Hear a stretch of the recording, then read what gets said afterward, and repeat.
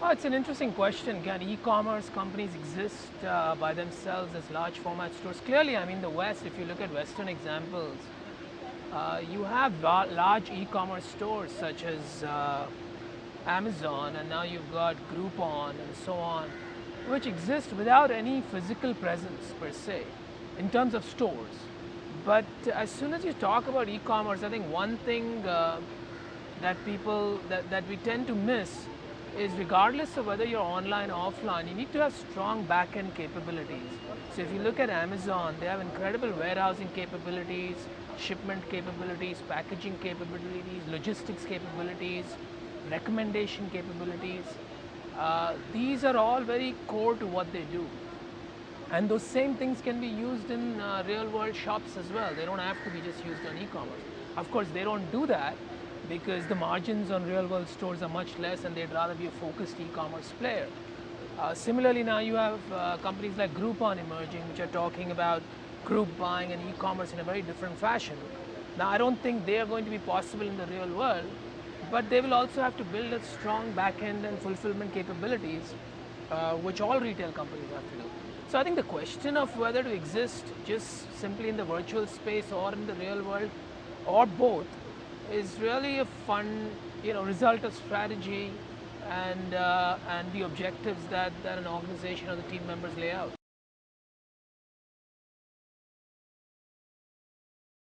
Well, e-commerce in India and the US, of course, is a wide gap. I mean, your e-commerce in the US is like $20 zillion, and e-commerce in India is a couple of $1 billion.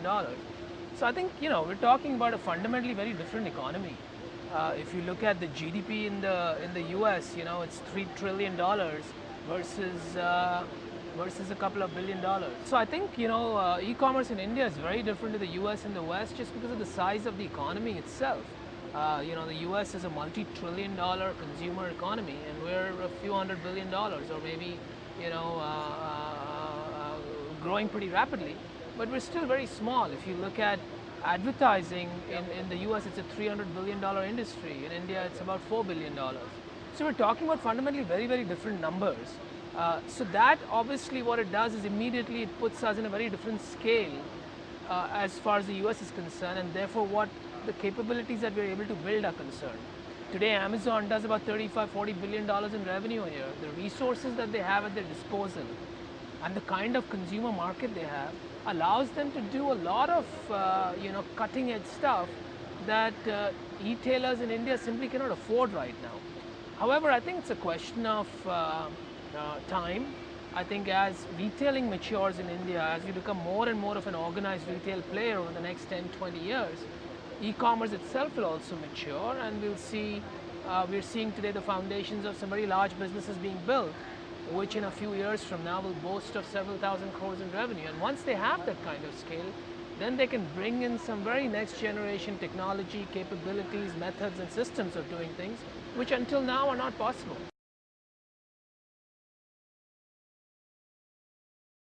Yeah, I think that's a great point. That do we look at technology and retail differently in India versus the West?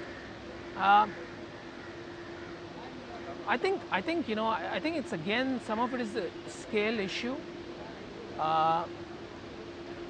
What happens in India is we start out e-commerce company assuming that technology will drive everything.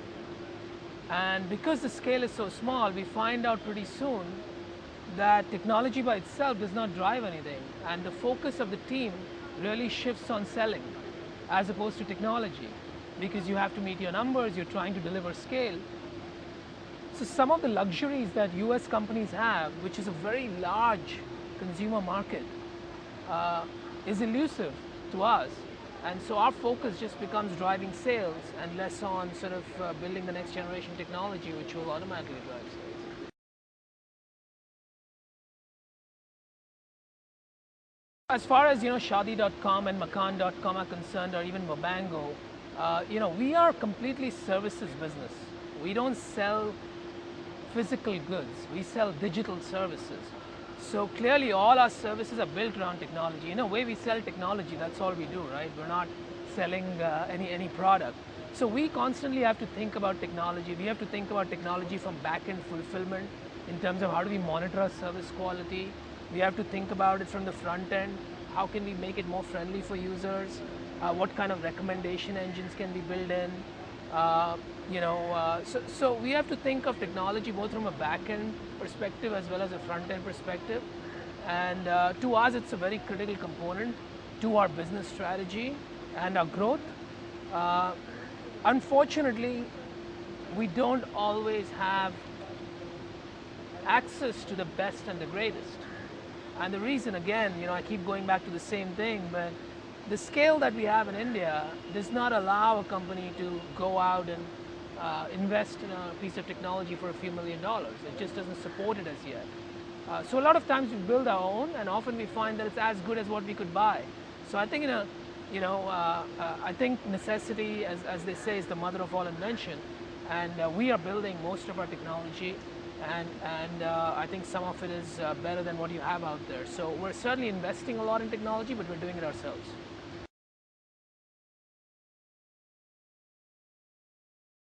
So, where there is a compelling need for a product or a service, or it offers very clear value to the consumer, take online travel and things like that, you tend to see scale a lot faster. Where the value is not clear and it's simply another means of doing business, I think it'll take a few years. And the reason is that broadband penetration in India is still not pervasive. What typically happens is e-commerce trails broadband penetration by a couple of years. I think this year to next year, I see huge growth being driven by telecom operators in broadband growth. Following that, I think the e-commerce sort of transactions will automatically start to follow. And I think in the next 4 to 5 years, we will be a very, very large e-commerce economy.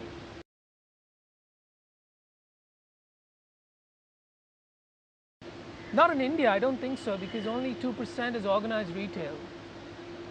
98% is all about convenience, you're buying from next door. So that part is not something that e-commerce companies can still offer. And 2% being organized retail, which means they have enough room to grow. I don't think organized retail is going to feel the pinch of e-commerce for many, many years, if not decades.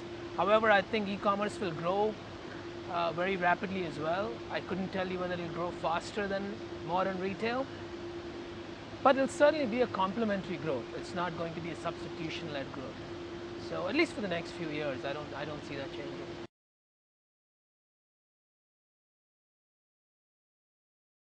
Nobody can escape the reality of mobile internet, whether you call it through mobile phones or through terminals or through laptops that are mobile. And so as an internet company, as an e-commerce company, if one doesn't start thinking about these things, we're going to miss out, as is very obvious. We are sort of starting to do things already. We have a mobile optimized site. We launched a BlackBerry application. We're launching an iPhone application. So I think we're working with all the platforms and the mediums that are out there and learning as we go along. That's really all we can do. I think when technology is changing as rapidly as it does, it's very hard to sit back and create a mobile strategy.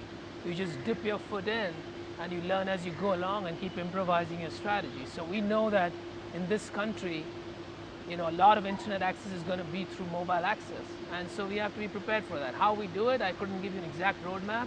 Are we already making moves? Yes. Are we available on many platforms? We are. And we'll continue to improvise.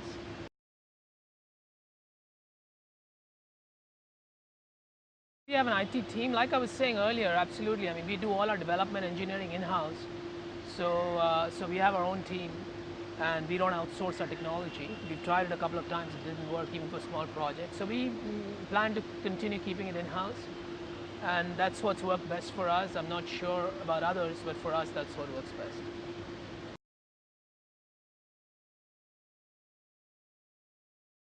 I think all you can expect from us is that we're going to keep our head down and work really hard. Our value is created by digging deep in one place, and we want to build the largest matchmaking service in this part of the world. We want to be the leader in online real estate, and we're doing a lot of exciting stuff in the mobile space. So we're just going to keep our head down and keep toiling away.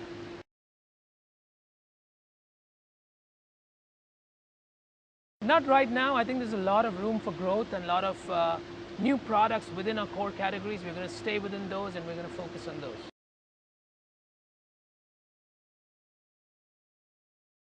Now, we have no plans at all to get into any e-commerce type of Groupon type of place or anything like that. There's a lot of good people out there that are doing it very well, that are very well funded, and there's no reason to falsely think that we can compete with them. They're very focused players, and we're going to leave them to do what they do best, and we're going to do what we do best.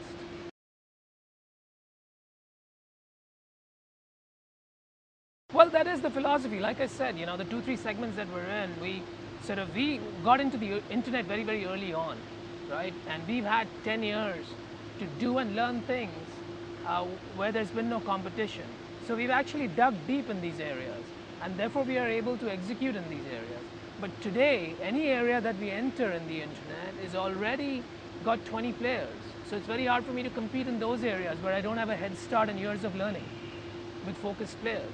And so we would rather focus on the areas where we've gained expertise and where we've dug deep, and because of time, we had the luxury of being able to dig deep.